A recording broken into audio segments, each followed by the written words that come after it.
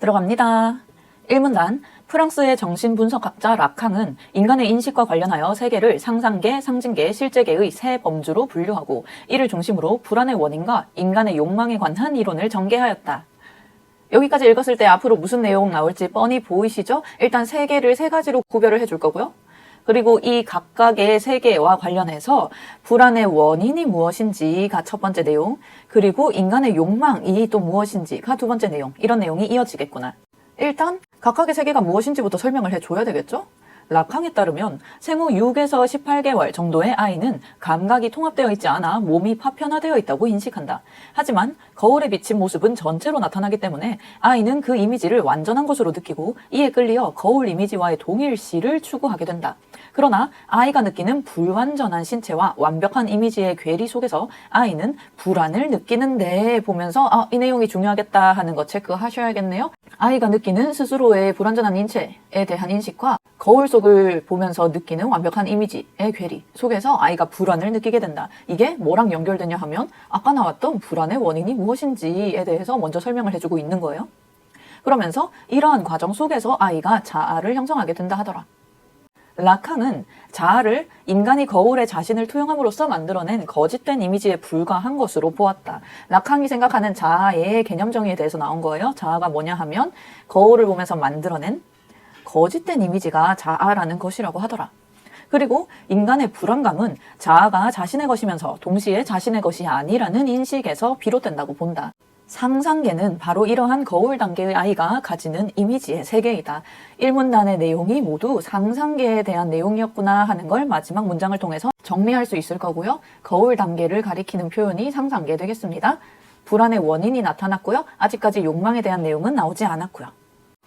2문단, 이후 아이는 언어와 규범이 지배하고 있는 현실 세계인 상징계로 들어가고 두 번째 세계인 상징계 얘기 나왔고요. 상징계가 뭐냐 하면 언어와 규범이 지배하고 있는 현실 세계구나. 그럼 상징계를 나타내는 키워드가 언어와 규범이다 라고 생각해 주시면 될 것 같고 그리고 이후라고 얘기를 했으니까 상상계에서 상징계로는 순차적인 과정이구나 라고 정리를 해줄 수 있겠네. 상징계로 들어가고 상징계에서 언어를 배우면 사회적 질서 속에 완전히 편입된다. 락캉은 언어로 인해 인간에게 소외와 결핍이 발생한다고 보았다. 여전히 뭔가 불안정한 상태에 놓이게 되네요. 그는 인간의 욕구와 요구를 구분하였는데 지금부터 욕구와 요구 두 가지를 구별해 줘야 된다는 얘기가 되겠지? 욕구는 갈증, 식욕 등 생물학적이고 본능적인 필요성을 가리키는 말이고 그리고 요구는 이러한 욕구를 언어로 표현하는 것이다. 라고 했으니까 우리가 지금 읽고 있는 상징계와 관련해서는 요구가 굉장히 중요한 단어가 되겠구나 하는 걸 알 수 있으시겠죠? 왜냐하면 상징계 자체가 언어가 상징계를 나타내는 키워드였으니까 그 욕구를 언어로 표현하는 요구가 상징계랑 굉장히 긴밀한 연관성이 있겠구나.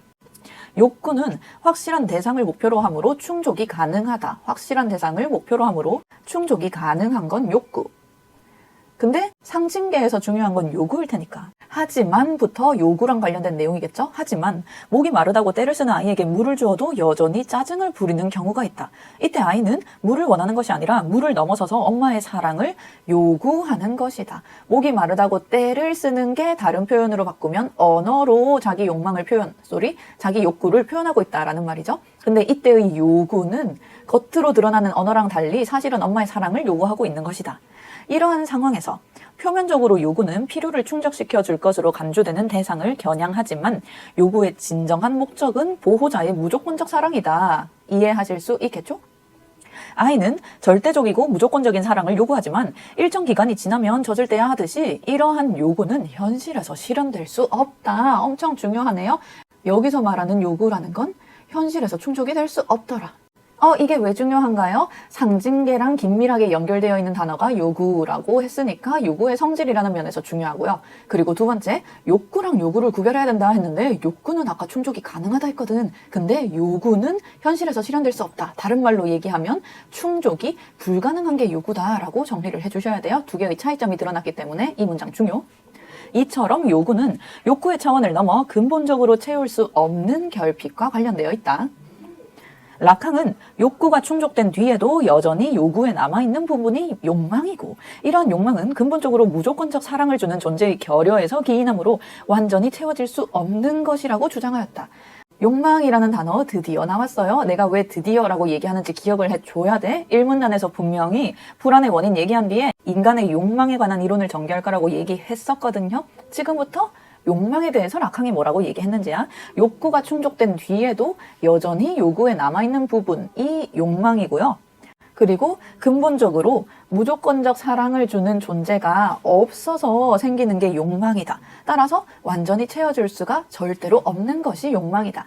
이러한 욕망의 대상은 권력, 부, 명예 등 다양한 형태로 치환되기는 하지만 그 어떤 것도 충족될 수는 없다 해서 형태 자체는 다양하게 나올 수 있어요. 결과적으로 충족될 수 없다 하는 건 똑같은 말 반복되고 있네요. 이 문단의 내용은 상징계에 대한 설명이었는데요. 마지막에 이 부분 관계 정리하시면 요구, 말로 표현하는, 언어로 표현하는 욕구가 있는데 이 요구 안에 어느 정도 충족이 될 수 있는 욕구도 당연히 포함되어 있고요. 근데 이 욕구는 충족이 가능한데 욕구가 아니어서 충족이 되지 않는 나머지 부분을 우리가 욕망이라고 부른다고 하더라. 라고 정리해 주시면 되겠네요. 그래서 아까 여기에서 이러한 요구는 실현될 수 없어요. 근본적으로 채울 수 없어요. 라고 적혀 있는 거. 이때 말하는 이러한 요구가 사실은 네모로 바뀌어서 욕망이에요. 라고 표시를 수정을 해줘야 된다는 거죠. 까지 괜찮을까요? 3문단 내려갈게요. 락항은 자아가 타인과 관계를 맺도록 하는 상징적 질서를 대타자라고 불렀는데 새로운 개념 나왔네요. 대타자라는 개념. 무슨 말인지 지금은 이해가 안 돼야 정상. 일단 체크해놓고 계속 갑니다. 아이가 의식하는 현실은 아이가 태어나기 전부터 대타자가 지배하고 있다. 락항은 인간의 욕망은 대타자의 욕망이다 라고 말하였는데 그 이유는 대표적인 대타자인 언어와 이 문단 내용과 연결하실 수 있겠죠? 이 언어와 욕망의 관계를 통해서 찾을 수 있다. 이때 말하는 대타자가 예를 들면 언어 같은 게 있다더라. 그러면 지금부터 얘기하고 싶은 건 아이가 의식하는 현실이요. 아이가 태어나기 전부터 언어 같은 것으로 이미 지배당하고 있다라는 말이겠죠? 언어는 아이가 태어나기 전부터 있고 아이는 언어를 새롭게 창안하거나 수정할 수 없으며 부정표현 체크할게요. 새롭게 창안할 수 없고 수정할 수 없어. 그러면서 언어의 질서에 복종해야 한다. 인간은 언어가 지배하는 현실 속에서 언어를 통해 욕망을 추구할 수밖에 없다. 따라서 우리의 욕망은 언어에 종속된다 라고 적혀 있는 거. 이때 말하는 언어를 다른 표현으로 바꾸면 뭐가 된다고요? 대타자에 종속된다 라고 적혀 있는 거여서 여기에 적혀 있는 아이가 태어나기 전부터 대타자가 지배하고 있는 현실이 우리의 결국 욕망까지도 언어에 종속되게 만든다 하는 결론이랑 이어지는 내용이 되는 거죠. 인간이 무언가를 욕망할 때 그 과정에서 언어 공동체 내에 형성된 무의식이 작용한다. 그리고 이때의 무의식이란 건 인간과 대타자의 관계 속에서 형성된 것이라더라. 그래서 결국 인간은 대타자, 언어 등의 무의식적으로도 지배받을 수밖에 없다라고 적혀 있는 거고요. 3문단의 내용 자체는 인문, 지문에서 자주 나오는 내용이기는 해요. 우리의 사고방식이 언어와 어떤 관계가 있는지에 대해서 다루는 지문들이 되게 많거든요. 근데 여기 이 지문에서 얘기하는 건 언어가 먼저 정해져 있고 이 언어가 우리의 사고방식을 결정을 한다라는 내용인 거예요. 4문단, 실제계는 지금부터 실제계, 마지막 세계에 대한 설명이네요. 실제계는 현실 세계의 질서를 초월하는 세계로서 상징계의 질서로는 포착하거나 표현할 수 없다. 부정표현이니까 일단 체크는 했고요. 체크해놓고 3문단에 읽었던 내용이랑 연결하셔야 돼요. 상징계의 질서라는 표현 처음 나온 거 아니잖아요. 3문단에 나왔던 상징적 질서랑 여기서 나오는 상징계의 질서를 연결해서 생각할 수 있어야 돼요. 그러면 이때 말하는 상징계의 질서라는 건 예를 들면 어떤 게 있다. 3문단의 내용이랑 연결. 예를 들면 언어 같은 거를 가리키는구나. 언어로는 포착할 수 없는 세계가 실제계라는 것이라는 거구나. 현실에서 인간은 언어의 지배를 받아서 언어에 의해서 욕망을 갖게 될 수밖에 없는데 근데 이때 언어로는 포착할 수 없는 게 실제계다라고 하면서 이어지고 있는 거네요. 계속 가봅시다. 락항은 주체가 상징계의 원칙을 넘어서서 실제계에 속하는 존재를 겨냥하는 것이 욕망의 올바른 방향이라고 말하였다. 언어로 포착할 수 없는 실제계에 속하는 존재를 겨냥하는 게 올바른 방향이라고 얘기하더라. 그러면 락항의 입장에서 이 위에 우리의 욕망이 실제로 언어에 종속되고 있는 건 부정적인 현상이다. 그래서 이거를 우리가 해결을 하려면 실제계에 있는 존재를 겨냥해야 된다로 이어지고 있는 거였네요. 사실은 언어에 종속된다라는 게 부정적이다 하는 게 이 문단에서도 나왔던 내용이에요. 잠깐 위로 확인해 볼까요? 이 문단에서 라캉이요, 언어 때문에 인간에게 소외와 결핍이 발생한다 라고 얘기했거든요. 그래서 언어 자체가 가지고 있는 한계를 인식해서 언어를 부정적으로 판단을 하고 있는 거예요. 계속 그는 이를 설명하기 위해 현실의 쾌락 원칙을 초월한 또 다른 차원의 쾌락을 뜻하는 주의상스라는 개념을 제시하였다. 현실의 쾌락 원칙을 초월했다 했으니까 이거는 아니다라는 거 알아주셔야 되고요. 당연히 이때 말하는 현실은요, 언어와 규범이 지배하고 있는 현실 세계인 상징계랑 연결되는 말이고요. 계속해서 동어 치환으로 연결하기. 상징계와 관련된 현실의 쾌락 법칙 말고요, 주의상스라는 또 다른 차원의 쾌락을 제시를 했다 하더라. 또 다른 차원의 쾌락, 바로 위에 나왔던 실제계에 속하는 존재를 겨냥하는 것과 연관되는 내용이겠죠? 이를 설명하기 위해서니까 주의상스를 추구하는 것은 현실 세계의 법칙을 넘어서야 해서 고통이 수반되므로 라캉은 주의상스를 고통스러운 쾌락이라고 설명하였다. 어쩔 수 없이 고통이 수반돼요. 그래서 고통스러운 쾌락이라고 불려요. 그렇다고 해서 주의상스 자체가 나쁜 것인 건 아니다 하는 거 주의하셔야 되고요. 계속 라캉은 주체가 쾌락을 만들어내는 고유한 증상을 갖는다고 보고 이를 생톰이라고 명명하였는데, 생톰은 주의상스를 추구하는 행위로 이어진다. 개념 정의 다시 나왔어요. 생톰이라는 새로운 개념 나왔는데 얘가요, 주체가 쾌락을 만들어내는 고유한 증상을 가리키는 거고요. 이때 쾌락을 스스로 만들어내는 생톰을 통해서 결과적으로 주의상스를 추구하게 된다라고 얘기했으니까 생톰도 당연히 라캉 입장에선 좋은 거겠죠. 라캉은 예술가가 기존의 방식을 거부하고 새로운 방식으로 예술품을 만들어내는 것처럼 이라고 적혀 있는 거, 새롭게 쾌락을 만들어내는 생톰이랑 연결되어 있는 예시죠. 예술품을 만들어내는 것처럼 주체가 생톰을 통해 상징계의 법칙 대신에 자기 고유의 법칙을 생산하고 새로운 세상을 창조할 수 있다고 보았다. 똑같은 표현이 다르게 적혀 있는 거죠. 따라서 생톰은 주체가 상징계를 극복하려는 노력의 일환이라고도 볼 수 있다. 상징계를 극복하고 실제계를 추구하는 하나의 방법이다라고 정리해 주시면 되겠네요. 5문단, 라캉에 따르면 인간은 자신이 자율적이고 합리적인 존재라고 생각하지만 우리의 무의식과 욕망은 타자가 부여하는 의미화에 촉각을 세운다. 무의식은 타자가 지배하는 상징계에 의해 구조화되고 욕망은 이러한 질서에서 완전히 자유로울 수 없기 때문이다. 무의식과 욕망이 타자가 부여하는 의미화에 촉각을 세운다더라. 근데 라캉에 의하면 이 타자가 부여하는 의미화라는 게 좋은 게 아니겠죠? 하지만 그 속에서도 주체는 자신을 구속하는 원칙을 넘어서려고 노력함으로써 현실의 원칙을 거부하고 새로운 원칙을 만들어낼 수 있는, 자기 고유의 법칙을 생산해낼 수 있는 생통과 관련된 내용이구나 하고 연결해 주셔야 되고요. 이런 것을 통해서 실제계의 손짓에 응하면서 자신의 실존을 실현할 수 있다라고 얘기했으니까 마지막 문단의 내용은 주체가 어떻게 하면 자신의 실존을 실현할 수 있는지 그 방법에 대해서 언급하면서 마무리가 되었네요. 그럼 여기까지 지문 짧게 정리. 세계의 종류가 3가지가 있었어요. 상상계 있었고요. 상징계 있었고요. 그리고 실제계가 있었는데요. 상상계는 완전 어린아이일 때 내가 거울을 가지고 거울 속에 비친 자아와 내가 스스로 인식하는 내 불완전한 신체의 괴리 사이에서 굉장히 불안을 느끼고 있는 게 상상계여서요. 이때는 인간이 굉장히 불안정한 상태고요. 상징계도 마찬가지, 이제 언어, 규범을 사용하는 현실 사회로 편입이 되어요. 근데 현실 사회로 편입된다고 해서 내가 안정화되는 게 아니고 이때도 여전히 소외와 결핍이 발생한다고 하더라. 특히 요구, 내가 언어로 표현하는 나의 어떠한 희망사항 중에서 실제로 충족이 될 수 있는 욕구라는 것도 있기는 있지만 그 욕구 말고 절대로 충족될 수 없는 욕망이란 게 있어서 이 욕망은 절대로 충족이 될 수 없는 거기 때문에 인간을 계속해서 부정적인 상태에 남아있게 만드는 기제가 되는 거였고요. 그래서 결과적으로 이 상징계, 현실 세계에서 벗어나려면, 초월하려면 실제계라고 해서 실제로 현실이 초월된 상태를 가리키는 거였고요. 우리의 언어 같은 걸로는 포착할 수 없는 세계기는 했는데 우리가 그래도 무언가 기존의 현실에 없었던 원칙을, 자기 고유의 원칙을 스스로 만들어내는 생톰이란 거를 통해서 새로운 차원의 쾌락인 주의상스라는 것을 추구를 해야 이러한 부정적인 상황에서 벗어날 수 있다라는 내용이었던 거예요. 문제풀로 내려갑니다.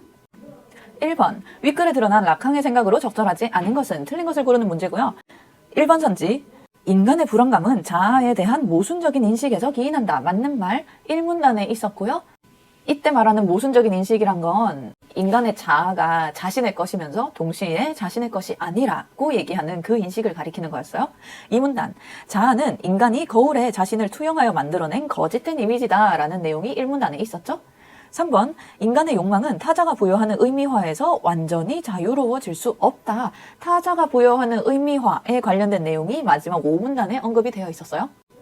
완전히 자유로워질 수는 없지만 그럼에도 불구하고 그 속에서 주체가 어느 정도 자신의 실존을 실현할 수 있다라는 게 이 글의 마무리 부분이었어요. 4번, 상상계 단계의 아이는 거울에 비친 자신의 이미지와의 동일시를 추구한다. 1문단에서 있었던 내용이고요. 동일시를 추구하지만 거울에 비친 이미지, 완벽한 그 이미지와 아이가 스스로에 대해서 느끼는 불안정한 신체 사이에서 그 사이에 괴리가 있기 때문에 아이가 결국 불안을 느낄 수밖에 없다라는 내용이었고요. 5번, 인간은 현실 세계의 질서에 완전히 편입됨으로써 실제계를 인식할 수 있다. 현실 세계를 다른 단어로 바꾸면 상징계죠. 상징계의 질서에 완전히 편입되면 실제계를 인식할 수 있다, 없다? 없다. 상징계의 질서로는 포착할 수 없는 게 실제계였기 때문에 5번 선지가 틀린 선지가 됩니다. 2번 문제, 기억에 대한 이해로 가장 적절한 것은 맞는 것을 고르는 문제고요. 이때의 대타자라는 건 타인과 관계를 맺도록 하는 상징적 질서여서 언어와 같은 게 대타자의 하나의 예시로 제시가 되어 있었죠. 인간의 욕망은 언어라는 특정한 틀 내에서 거기에 영향을 받아서 여기에 지배될 수밖에 없다라고 적혀 있는 거였어요. 갑니다. 1번 선지. 인간은 자신의 욕구를 채워줄 수 있는 타인의 사랑을 추구한다. 이 문단에서 뭔가 타인의 무의식적인 사랑 모시기가 비슷한 내용이 있었는데요 라고 생각하시면 안 되고요. 기억에 대한 이해로 가장 적절한 걸 골라야 되니까 인간의 욕망이 대타자의 욕망 안에 이 한계 속에서만 이루어진다라는 내용을 찾으셔야 돼요. 타인의 사랑을 추구하는 것과 전혀 관련이 없어서 1번 선지 틀린 거. 2번, 인간의 욕망은 상징적 질서 속에서 형성된 무의식의 영향을 받는다. 상징적 질서라는 게 대타자를 가리키는 말이었잖아요. 인간의 욕망은 대타자 속에서 형성된 무의식, 대타자의 영향을 받아서 만들어진 무의식의 영향을 받을 수밖에 없다더라. 2번 선지가 너무 맞는 말, 정답이 2번. 3번 선지, 인간의 욕망이 다양한 모습으로 나타나는 거 전혀 관련이 없어서 틀린 거. 4번 선지, 불완전한 신체와 정신을 타고난 인간이 타인에게 의지할 수밖에 없다 하더라. 불완전한 신체와 관련된 내용은 상상계와 관련된 내용 1문단에서 언급됐었고요. 불완전한 정신 이런 내용도 없었지만 어쨌거나 기억에 있는 상징계의 내용과는 전혀 관련이 없다. 5번 선지, 언어와 규범의 세계에서 이미지의 세계로 들어가면서 인간의 욕망이 발생하기 시작한다. 언어와 규범의 세계가 상징계를 가리키는 거고요.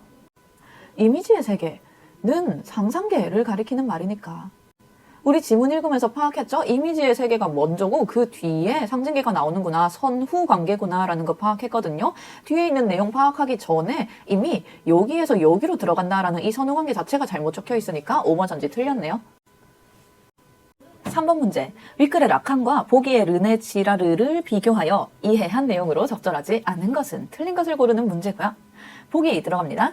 르네 지라르에 따르면 욕망은 생존과 직결된 자연스러운 본능인 욕구와 구별되며, 르네도 욕망에 대해서 설명을 해줬는데요. 이 사람에 의하면 욕망이란 건 생존과 직결된 자연스러운 본능인 욕구와 구별된다라고 얘기했으니까 욕구를 생존과 직결되는 자연스러운 본능이다.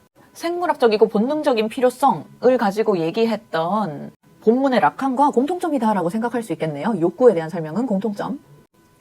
근데 이 욕망이란 건 욕구랑은 구별되는 거래요. 어떻게 구별되는지가 중요하겠죠? 항상 타인이 개입된 상대적인 개념이 욕망이라는 것이라더라. 항상 타인이 개입되어 있는 상대적인 개념.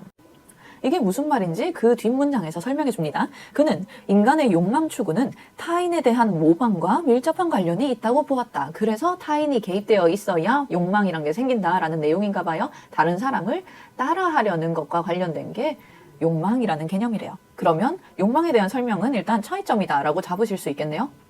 왜냐하면 본문에서 나왔던 욕망은 엄마에게 사랑받는 것 이런 것이니까 타인을 따라하는 것과는 관련이 없었으니까요. 그는 존경하는 사람이 좋아하는 것을 따라서 좋아하는 것처럼 욕망이 인간과 대상의 직접적 작용이 아니라 모델이라는 매개자를 통해서 중개작용으로 인해 발생한다고 여겼다 하는데, 이게 결국 타인에 대한 모방을 가리키는 또 다른 표현이 되는 거죠. 왜냐하면 예시 자체가 존경하는 사람이 좋아하는 것을 따라서 좋아하는 것처럼 이라고 했으니까 타인을 그대로 모방하는 것이요 모델이라는 매개자를 통해서 중개작용으로 욕망이 발생한다라는 거랑 똑같은 말이 되는 거고요. 이때 말하는 모델은 그러면 이 사람이 좋아해서 따라하고 싶은 그 타인에 해당하는 말이 되겠죠? 모델이랑 타인이랑 같은 말. 모방하고자 하는 모델이 지니고 있지만 자신에게는 결핍되어 있는 대상을 차지하고자 하는 마음을 욕망이라고 본 것이다.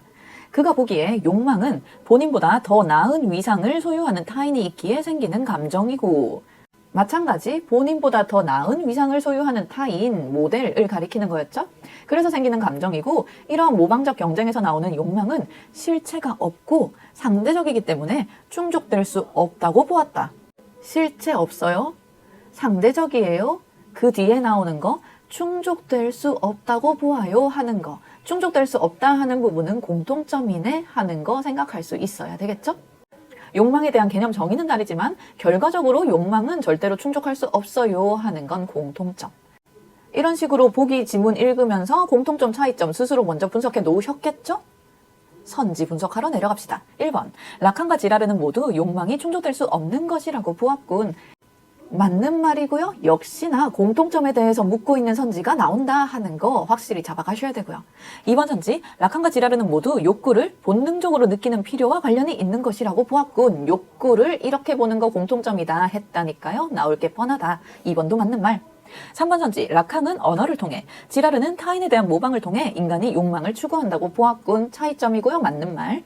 4번 선지, 라칸은 지라르와 달리 타인이 소유한 특정한 대상을 주체가 소유하지 못하기 때문에 욕망이 생긴다고 보았군. 자주 나오는 함정 패턴이죠. 라칸이 이렇게 얘기한 게 아니고 보기에 있는 지라르가 이렇게 얘기했으니까 이거 두 개 반대로 적혀 있는 거고요. 그래서 4번이 틀린 말 정답.